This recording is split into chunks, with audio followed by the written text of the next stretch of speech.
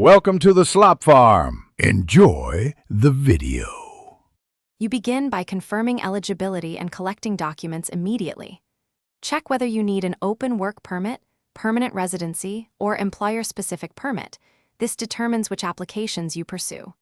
Once done, assemble your Canadian-style resume, a tailored cover letter, credential evaluations, and reference letters.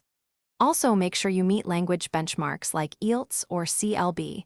Employers often screen for these. Start contacting credential assessors or translators now so you don't delay when a job request arrives. You now move into targeted applications and active networking. Tailor each resume and cover letter to the job, packing keywords from the posting to pass automated filters. Explain how your experience maps to Canadian employer needs. Apply through Job Bank, employer portals, and LinkedIn, and log each submission in a simple spreadsheet with dates and contacts.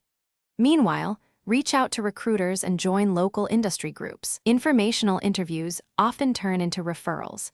Persist and prioritize roles with sponsor-friendly employers.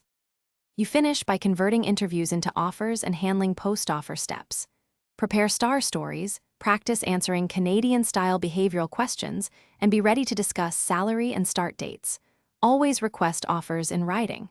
Once an offer arrives, promptly complete required medical exams, background checks, and any employer paperwork needed for your permit application. If you face repeated rejections, step back, update your resume with local phrasing, get feedback from a settled professional, and take short Canadian-recognized courses to close gaps quickly. Thanks for watching. Consider subscribing if we helped you today.